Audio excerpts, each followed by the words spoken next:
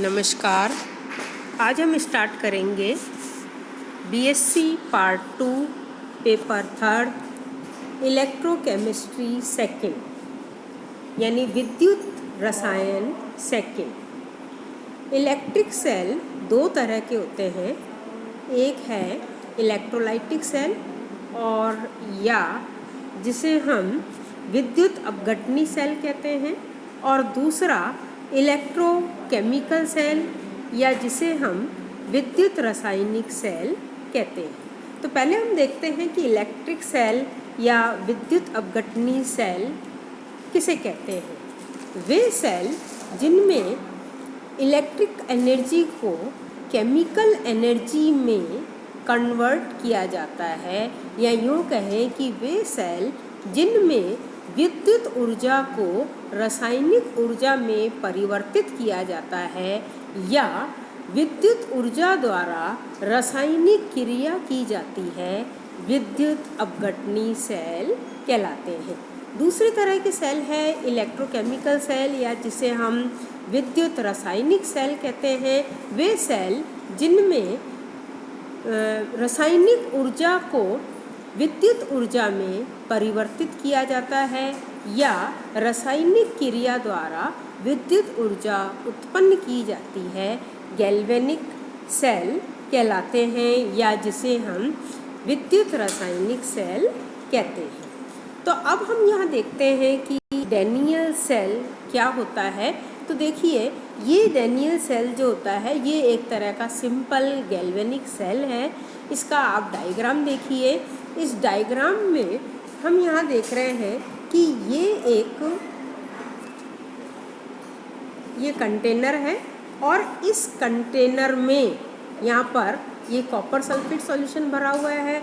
यहाँ एक दूसरा कंटेनर इसके अंदर है जिसमें जिंक सल्फेट सॉल्यूशन भरा हुआ है और इसमें ये पोरस पोर्ट है और इस कंटेनर के अंदर जिंक रॉड है और जहाँ कॉपर सल्फेट भरा हुआ है यहाँ कॉपर रॉड भरी हुई है और ये दोनों एक दूसरे से ये इलेक्ट्रिक सर्किट से ये डूबे हुए हैं।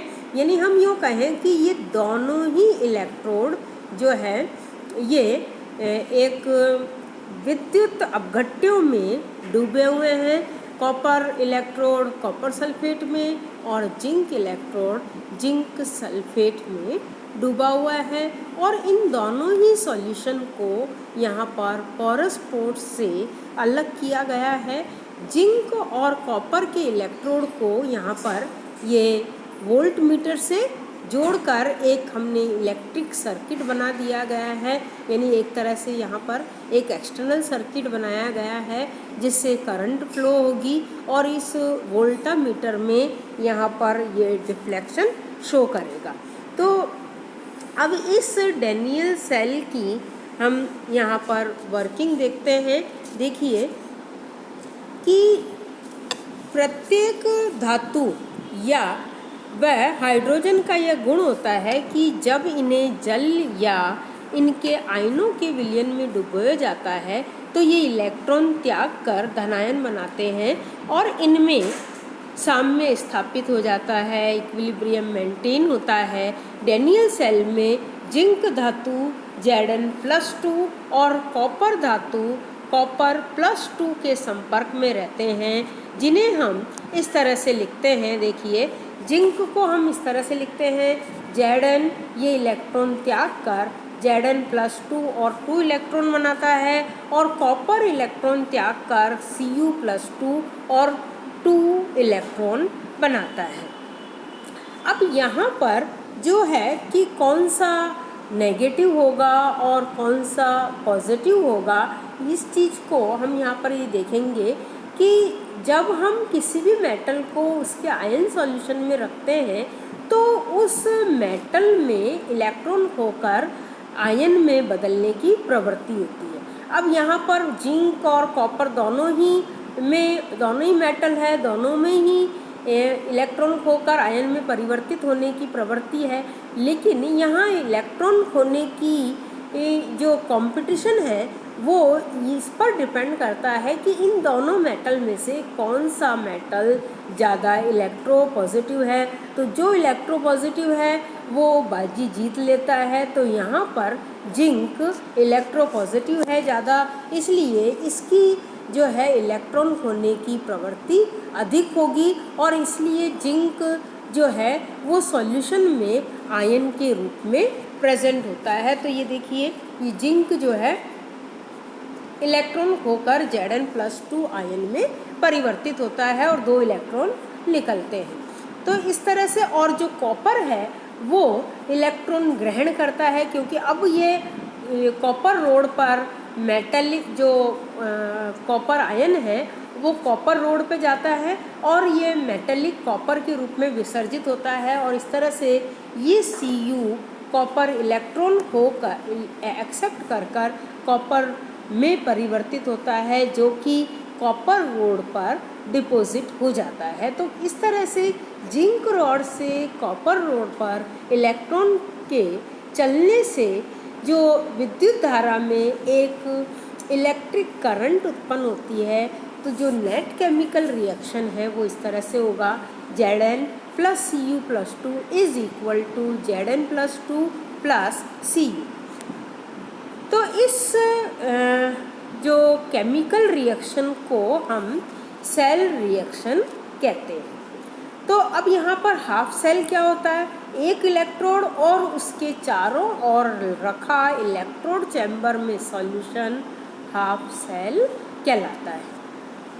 तो हाफ सेल की केमिकल रिएक्शन को हाफ रिएक्शन द्वारा दर्शाते हैं। डैनियल सेल 2 हाफ रिएक्शन से बना है।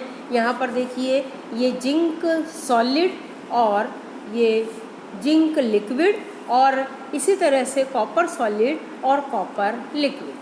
तो यहाँ जिस सेल में ऑक्सीडेशन होता है, ये परंपरा है कि परंपरा के अनुसार जिस हाफ सेल में ऑक्सीडेशन होता है, ऑक्सीकरण की क्रिया होती है, उसे हम लेफ्ट हैंड साइड पे लिखते हैं और उसको हम एनोड कहते हैं। और दूसरा हाफ सेल जहाँ पर कि अपचयन होता है उसको हम सीधे हाथ की तरफ लिखते हैं और उसे हम कैथोड कहते हैं। तो देखिए, यहाँ पर आप देख रहे हैं कि जिंक को हमने लेफ्ट हैंड साइड लिखा, जिंक क्योंकि ये एनोड का काम कर रहा है तो Zn+2, और कॉपर इलेक्ट्रोड को हमने राइट हैंड साइड लिखा Cu+2 और Cu सॉलिड। इस तरह से हम ये लिखते हैं। अब हम देखते हैं cell diagram, notation and sign convention. देखिए, यहाँ पर ये जो